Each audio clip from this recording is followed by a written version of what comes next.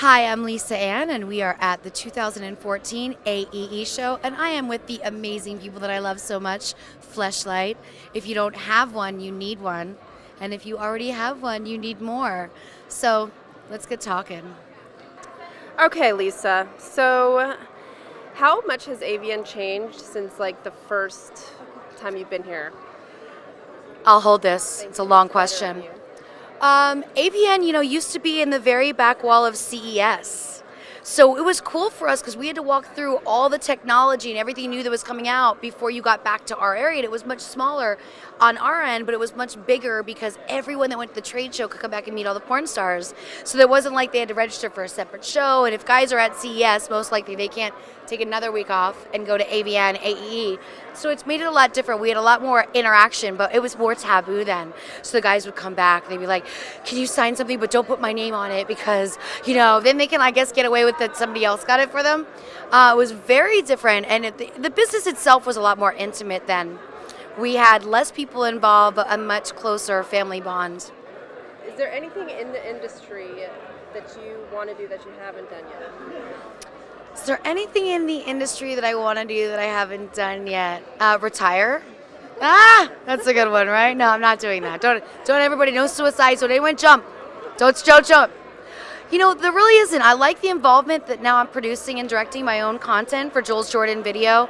And I love that now in my mind, instead of thinking about, what I'm doing for someone else, I'm like, oh, I'm going to create this classroom scenario and I want these girls to do this. And I start putting notes in my phone all the time. And then I get into like going online and ordering everybody really great outfits. And I want it to be really like pop art. Some of the movies that I'm doing are doing a big prison movie at the end of this month. And I have all the girls in these really uber sexy cop and sheriff's outfits, and then all the guys are in their prison jumpsuits, and really like the creative process is exciting. And then hearing my fans when they come to me at a show and they've already bought my movies, it does feel different. It's like, oh, you went out and bought the movies that I made, and it's like, I'm like, oh, I love you even that much more. It's very cool. So I'm liking doing that, and I've been pretty lucky at doing a little bit of everything. So you're constantly jet setting. Yes, constantly jet setting. Always like here, there, all last year. How do you stay organized? Like, how do you keep it all together? I tell my friends that I'm like a logistics geek because everything in my life is about logistics. I'm flying 25 to 35,000 miles a month. I need to know what coast I'm going to be on because I live part-time New York, part-time LA, where my bags are. Am I going to be feature dancing and leaving from LA, or am I going to be from New York and is my security meeting me there? That's one thing. Then it's the packing. It's like I'm going to one event that's going to be in Miami and it's going to be super hot, and then I'm going to like Michigan, it's going to be super cold. So it's like in my mind is always like logistically like, okay, you're going to take this, and then you have this, because you can't always have 10 bags with you, though I'd like to. It does get complicated. So it's just thinking about it, planning it out. I do like to be busy, and I do love the airport. I know that sounds really strange, but I love people watching. I love the adventure of going somewhere, and I still trace back to when I first started traveling.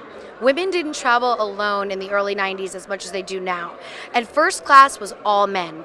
And now I'm executive platinum with American Airlines and I'm in first class. And sometimes I let my security be in first class with me, but sometimes I'm like, there's a lot more sense of community in Coach, and I think you should go back there and make friends. They say that in Bridesmaids, and I say that to them all the time. But so it's this constant adventure of meeting new people and also going back to the same places I've been multiple times, strip clubs that I've worked for now 15, 18 years, once a year. You get to know them. You've watched their kids from the baby photo to now, like the kid's like working as a barback. I'm like, that's the kid?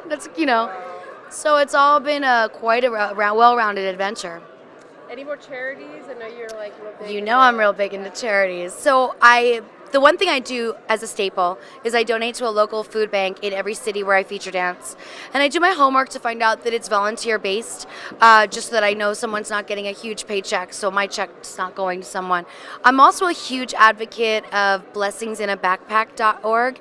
And what this woman has put together all over the U.S. is she takes children that are on the school lunch program, she gives them a backpack every weekend, and it's filled with enough food for them to go home with for the weekend, because we're realizing in the U.S. with the economy that there's children that are going home and not getting the food that they need. And to think that's happening in our own country with all that we have, it's crazy. So I decided to take an individual responsibility, and I'm sponsoring a very good friend of mine's little boy.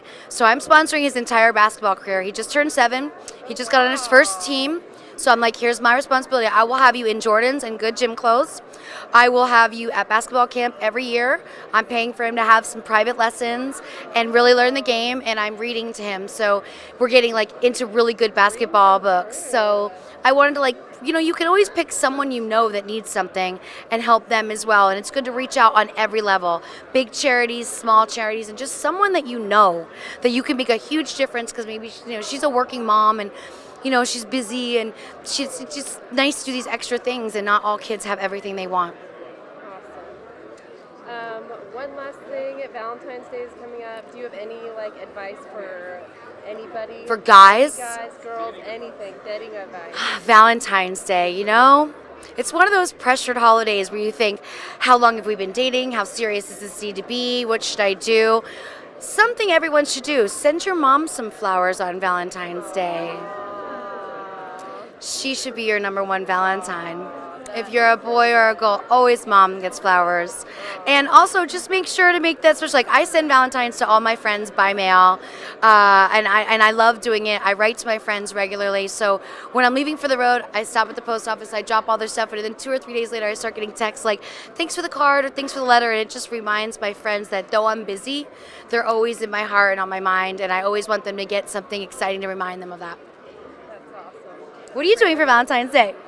Well, I don't know yet. I don't know. I wish I knew, but I think it'll probably be a little surprise, hopefully. Oh, yeah. What are you doing for her for Valentine's Day? Yeah. Holding you to that. So on another note, I would just like to say that no one's paid me to say this, full disclosure.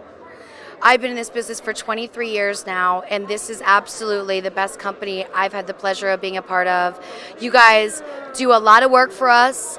I've never trusted anyone to accept commission, because so many people have said, oh, we're going to pay you back end, and then I never get any money. Everyone's ripped me off up until this point by doing any commission in this industry. So I can't believe how easy it is to work with you guys, how supportive you are if I want to do something for fans, how interactive you are with us. We do business with people that we don't even know the people that work in that office.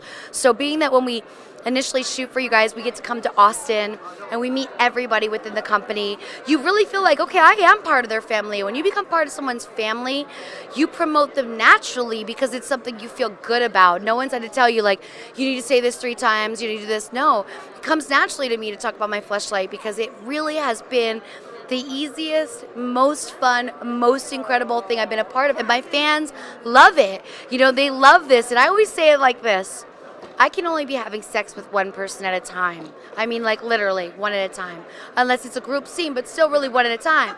And I can only be one place at a time. So for everyone out there who wants to have sex with me, you can have it whenever you want, because you have my Fleshlight. So it makes it very easy. Fleshlight group hug. Come on, guys. Fleshlight group hug. hug. Come on. Get over here. You've been around forever, and I love you, and you've always taken great care of me. Love you. We love you so much. Are you ready for your cocktail? Yes! Ooh, look, I got a cocktail! So Vegas. For us, fake little orgasm.